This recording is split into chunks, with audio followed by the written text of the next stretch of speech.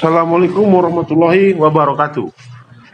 Apa kabar adik-adik sekalian? Sudah lama kita nggak berjumpa ya. Sekarang kita mau membahas masih tentang ya, janganlah kamu.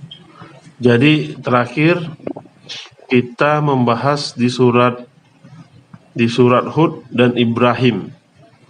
Ya, Yusuf Ibrahim. Sekarang kita masuk ke An-Nahl. Ya, An-Nahl. An-Nahl ditemukan 8 ayat.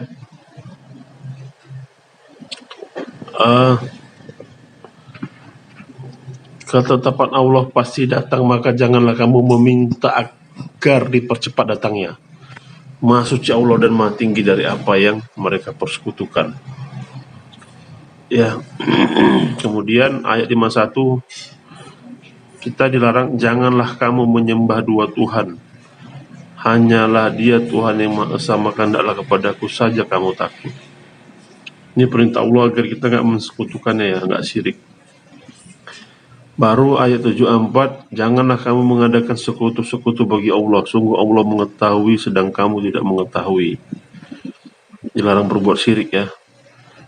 Kemudian, dan tepatilah janji dengan Allah apabila kamu berjanji. Dan janganlah kamu melanggar sumpah setelah diikrarkan.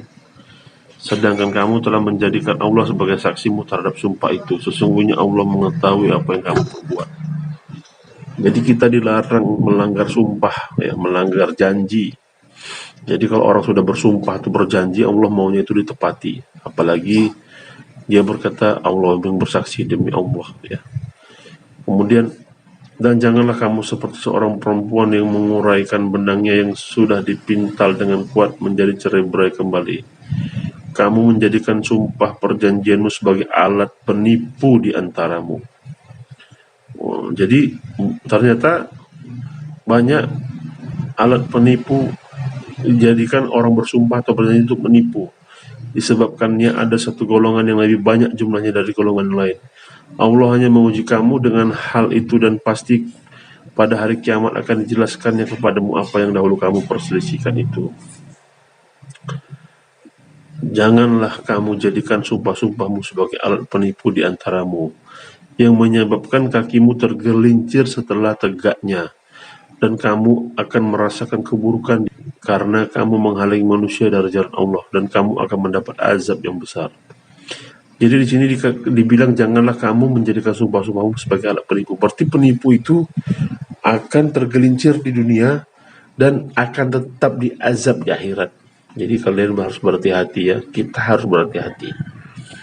Kemudian ayat 99, dan janganlah kamu jual perjanjian dengan Allah dengan harga murah, karena sesungguhnya apa yang ada di sisi Allah lebih baik bagimu jika engkau mengetahui.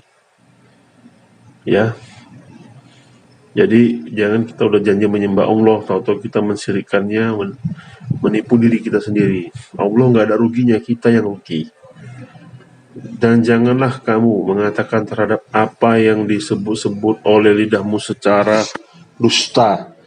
Itu halal dan ini haram. Untuk apa? Untuk mengada-ngadakan kebohongan terhadap Allah. Sesungguhnya orang yang mengada-ngadakan kebohongan terhadap Allah tidak akan beruntung, ya. Jadi dilarang kita untuk mengadakan kebohongan terhadap Allah. Kemudian kita masuk sekarang surat Al-Isra ya. Al-Isra. Jadi,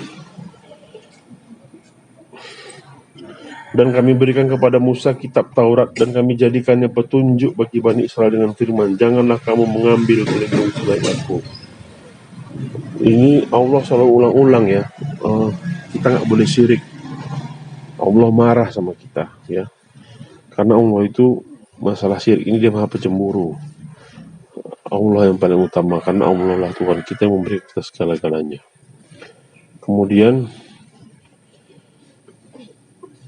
dan Tuhanmu telah memerintahkan agar kamu jangan menyembah selain Dia, dan hendaklah berbuat baik kepada ibu bapa. Jika salah seorang di antara keduanya atau kedua-duanya sampai berusia lanjut dalam pemeliharaanmu, maka sekali-kali janganlah engkau mengatakan kepada keduanya perkataan dan janganlah engkau membentak keduanya. dan ucapkanlah kepada keduanya perkataan yang baik. Kemudian ayat 26 ya. Dan berikanlah haknya kepada kerabat, juga kepada orang miskin, orang dalam perjalanan.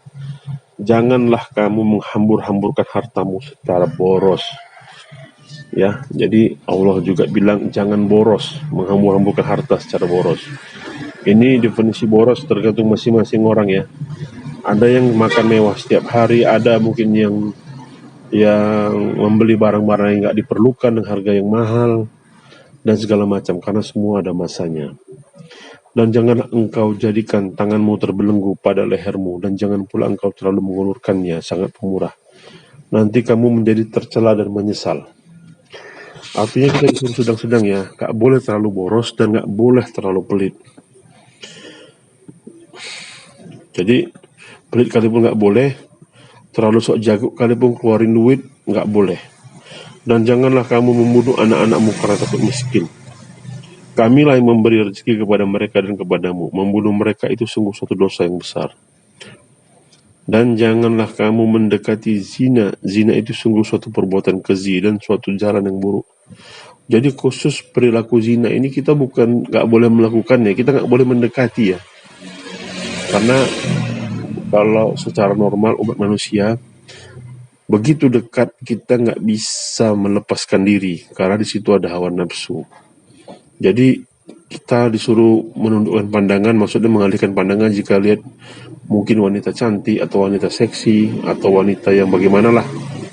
Kita disuruh mengalihkan pandangan, jangan mendekati, jangan berhubungan, jangan berbicara, karena itu bisa, kalau itu kategori mendekati, kita bisa terjebak dengan keadaan itu. Dan jika kita melakukannya, Allah bilang sungguh itu perbuatan keji dan suatu jalan yang buruk.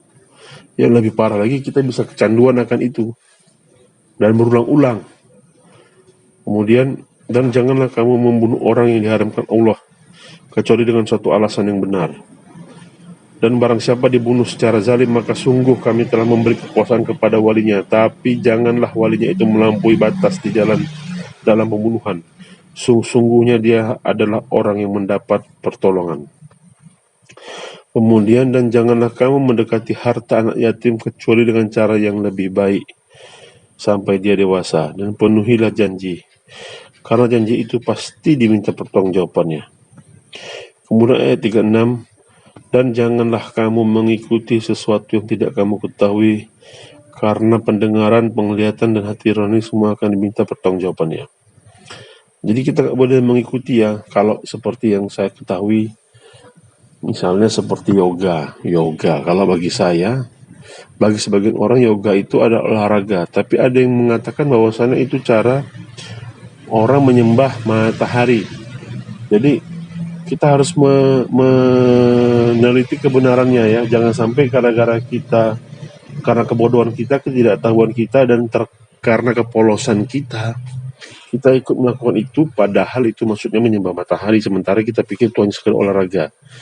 Ya, itu salah satu contoh. Jadi sebelum kita melakukan apapun, ada baiknya kita teliti, kita pahami, supaya kita nggak terjebak dan Allah nggak marah sama kita.